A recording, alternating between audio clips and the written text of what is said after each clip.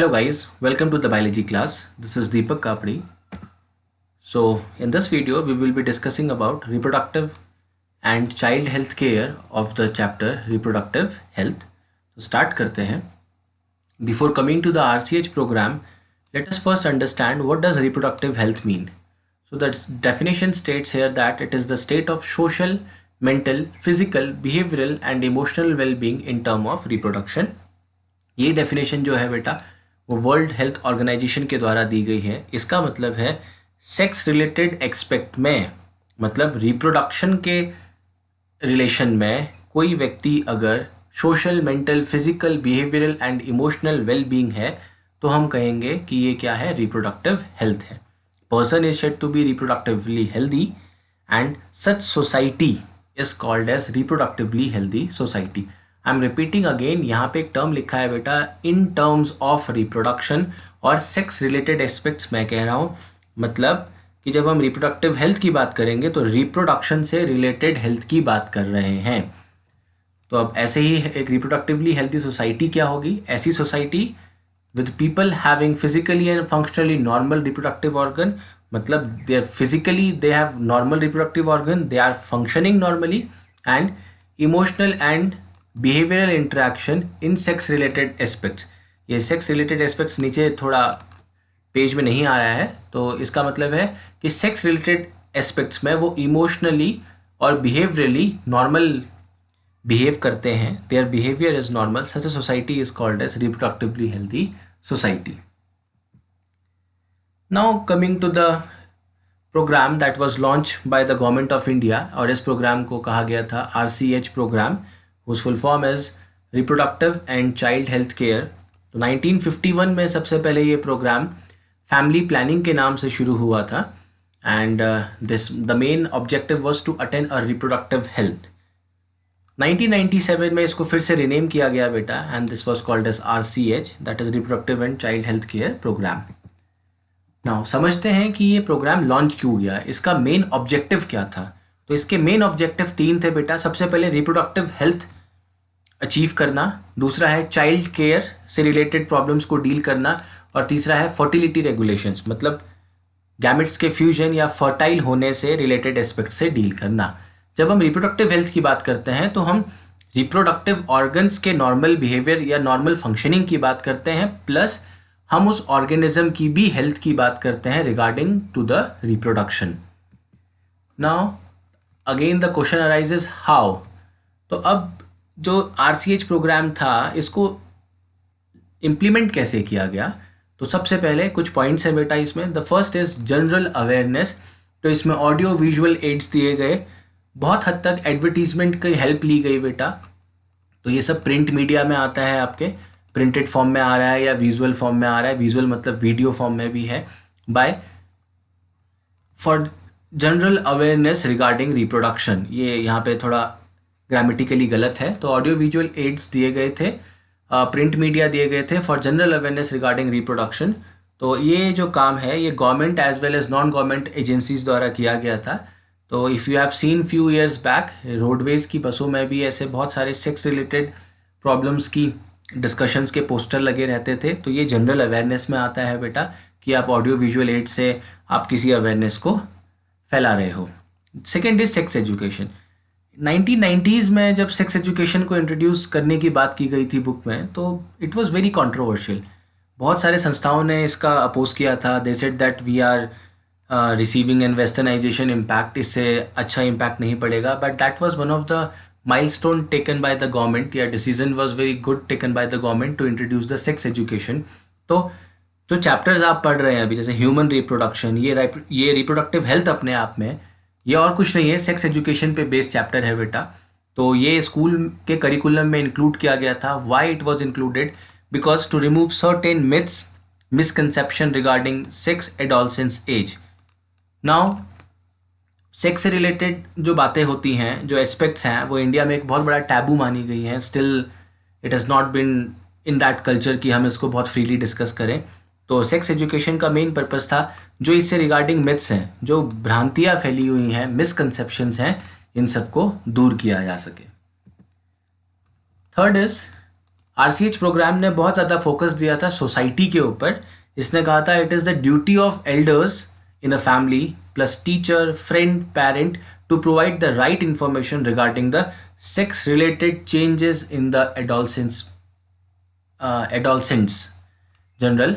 तो इन्होंने कहा था कि ये ड्यूटी है, सोसाइटी के जो भी बड़े लोग हैं, चाहे उनमें टीचर्स फ्रेंड्स पेरेंट्स और एल्डर्स आते हों, फ्रेंड्स का डिस्कशन भी हमेशा इसमें बहुत इम्पॉर्टेंट रहा है बेटा। तो so as to provide the right information, मतलब if adolescent are knowing that certain changes are occurring in their body, they don't know the reason, तो it is the duty of these people to discuss these things with them। फिर आता है अगला family welfare programme. इस programme के बहुत multiple aspects थे, जिसमें ऐसे कुछ यहाँ पे मेंशन है, like it includes birth control method, जिससे हम पॉपुलेशन को कंट्रोल कर सकते हैं। Most important aspect was pregnancy care and child care. इस प्रोग्राम में इस बात पे बहुत फोकस किया गया था कि if a women is pregnant for 9 months, the care of women is very much required. We should take very delicate care of the woman because whatever we are giving women at that time, वही impact child के ऊपर भी पड़ेगा। and once the child is born or the baby is born, तो उसकी care भी important है। फिर ब्रीस्ट फीडिंग की बात, जो आज तक बहुत बड़ा टैबू था, बहुत सारी फैमिलीज़ में आज भी ब्रीस्ट फीडिंग को बहुत इंपॉर्टेंस नहीं दी जाती है, but now we know that once the baby is born, तो मदर का मिल्क बहुत इंपॉर्टेंट है, क्योंकि वो उसको रेडीमेड एंटीबॉडीज़ दे रहा है जिससे वो इन्फेक्शन से फाइट कर सके। तो इससे रिलेटेड अवेयरनेस फैलाना। फिर आता है एक बहुत लीगली जो कहें तो कुछ एस्पेक्ट्स लीगल कानूनी तौर पे भी हुए थे, जैसा है बैनिंग ऑफ चाइल्ड मैरिज। तो इंडिया में चाइल्ड मैरिज को बैन कर दिया गया है। Otherwise you must have seen that हमारी हिस्ट्री की बुक्स में मेंशन किया रहता है कि 6 साल 7 साल में ही लड़कियों की शादी हो जाती थी। And the second decision taken was for the girls the minimum age to marry was 18 and for the boys it is 21। तो इस एज को लिफ्ट किया गया था ताकि कम से कम इसके नीचे एज में अगर किसी की शादी होती है 21 for boys and 18 for girls, तो इट इज़ इलीगल, तो उनके खिलाफ कानूनी कार्रवाई हो सकती है। फिर एक टेक्निक जिसके ऊपर स्टैचुरी बैन किया गया। स्टैचुरी का मतलब होता है कानूनन या लीगली, तो इस टेक्निक का नाम है एमनियोसेंटेसिस। इस टेक्निक को समझने के लिए आपको थोड़ा प्लेसेंटा के बारे में समझना पड़ेगा। तो हमने पढ़ा था कि फीटस के आसपास एक कैविटी होती है जिसको एमनियोटिक कैविटी कहते हैं, और उसमें एक फ्लूइड होता है जिसे कहा जाता है एमनियोटिक फ्लूइड। अब बहुत बार क्या होता है कि बेबी उसी एमनियोटिक फ्लूइड में है, तो उसके बहुत सारे सेल्स एमनियोटिक फ्लूइड में फ्री फ्लोट कर रहे होते हैं, तैर रहे होते हैं। तो हम उन सेल्स का क्रोमोसोम कंटेंट चेक करके पता लगा सकते हैं कि वो जो फीटस है वो मेल होगा या फीमेल होगा। We all know that there are 46 chromosomes, और इसमें से जो लास्ट पेयर है 23rd पेयर होता है ह्यूमन में, that is sex chromosome XX and XY। तो हम एमनियोटिक फ्लूइड में जो बेबी के सेल्स हैं उसके क्रोमोसोम कंटेंट को चेक कर सकते हैं और उससे पता लगा सकते हैं कि उसका जो सेक्स क्रोमोसोम है XX है और XY है। This technique is called as amniocentesis. Originally ये टेक्निक डेवलप इसलिए की गई थी ताकि इससे जो ग्रोइंग फीटस है उसमें किसी जेनेटिक डिसऑर्डर का पता लगाया जा सके और उसको क्योर किया जा सके। जैसे हीमोफीलिया होता है, सिकल सेल एनीमिया है, ये कुछ जेनेटिक डिसऑर्डर ऐसे डिसऑर्डर हैं बेटा जो पेरेंट से प्रोजेनी में आ सकते हैं जनरेशन बाय जनरेशन। तो ये टेक्निक इनिशियली इसीलिए डेवलप की गई थी, बस इस टेक्निक का बहुत ज़्यादा मिसयूज हुआ है for identification and killing of female foetus. तो एक टर्म होता है फीमेल फिटिसाइड। इसका मतलब है कि once you have identified that the using the technique की जो बेबी अभी मदर के वॉर्म में है वो फीमेल है, तो many people use to abort the pregnancy. तो that is basically the killing of female foetus inside the mother वॉर्म। तो एमनियोसेंटेसिस के ऊपर स्टैचुरी बैन लग चुका है। देन फिर आते हैं सबसे बड़ी जो इश्यूज, RCH प्रोग्राम इम्प्लीमेंट ही क्यों किया गया था, तो इसके पीछे का रीज़न है पॉपुलेशन एक्सप्लोजन। अब यहाँ पे एक्सप्लोजन टर्म यूज़ किया गया है। एक्सप्लोजन का मतलब होता है कोई चीज़ जब बहुत ही बड़े लेवल पे होती है, बहुत जल्दी रैपिड होती है। तो rapid increase in the population was termed as population explosion. 1991 का जो सेंसस था उसमें ये टर्म सबसे पहले यूज़ किया गया था because there were very sharp increase in the population.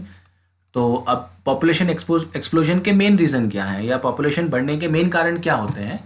Like we discussed in the first video, death rate में डिक्लाइन होना, इन्फेंट मोर्टेलिटी रेट में डिक्लाइन होना, इन्फेंट मतलब किसी एक एरिया में जितने भी बेबी बॉर्न कर रहे हैं उसमें से एक साल के अंदर कितने मर जाते हैं. It is the number of baby dying in a year after 1 year of the birth in a given area, that is called as infant mortality rate. क्योंकि मेडिकल फैसिलिटीज़ अच्छी हो गई हैं तो जो मोर्टेलिटी रेट है वो कम हो गया है. Same is regarding maternal mortality rate. Delivery के टाइम पे कितनी मदर जो सर्वाइव नहीं कर पाती उनका जो रेट है उन्हें मैटरनल मोर्टेलिटी रेट कहा जाता है.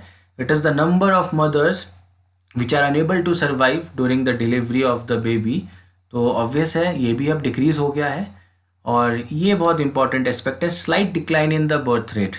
डिस्पाइट गवर्नमेंट ने बहुत कुछ ट्राई किया, बहुत सारी पॉलिसीज चलाई हैं, उसके बाद भी हम बर्थ का जो रेट है हम उसको बहुत ज़्यादा कंट्रोल नहीं कर पाए हैं. जैसे प्रेजेंट में इंडिया का जो बर्थ रेट 2011 सेंसस के हिसाब से दैट इज़ 1.35. अगर ये इस रेट से भी चलता है तो 42 साल में हमारी पॉपुलेशन फिर से डबल हो जानी है. तो हमें अभी भी इस पे काम करना है. और ऑब्वियस सी बात है, ये जो पहले के 3 स्टेप आपने देखे ये किस पे डिपेंड करते हैं, इंक्रीज्ड मेडिकल फैसिलिटीज़ पे. क्योंकि मेडिकल फैसिलिटी समय के साथ बेहतर हुई है तो ये DR, IMR और MMR में अपने आप ही डिक्रीज़ हुआ है. फिर अगला एस्पेक्ट है detection and cure of STDs. There was a time that diseases were quite disastrous. They causes in most of the cases they causes the death of individual. But technology बढ़ने के साथ अब बहुत सारी सेक्सुअली ट्रांसमिटेड डिजीज़ को detect करना आसान हो गया है और उनको कंट्रोल करना भी आसान हो गया है. And many diseases are curable, although not every STD is curable but many of them are curable. तो एक ये भी कारण है कि जिसकी वजह से पॉपुलेशन इंक्रीज हो रही है. So that was all regarding this RCH programme. तो इसके बाद हम पढ़ेंगे इसके अगले वीडियो में कि अब ऐसे कौन कौन से टेक्निक्स हैं जिससे हम पॉपुलेशन को स्टेबल कर सकते हैं. So this is all in the video. This was all about it in this video. So in case if you have any doubt, just let me know. Thank you.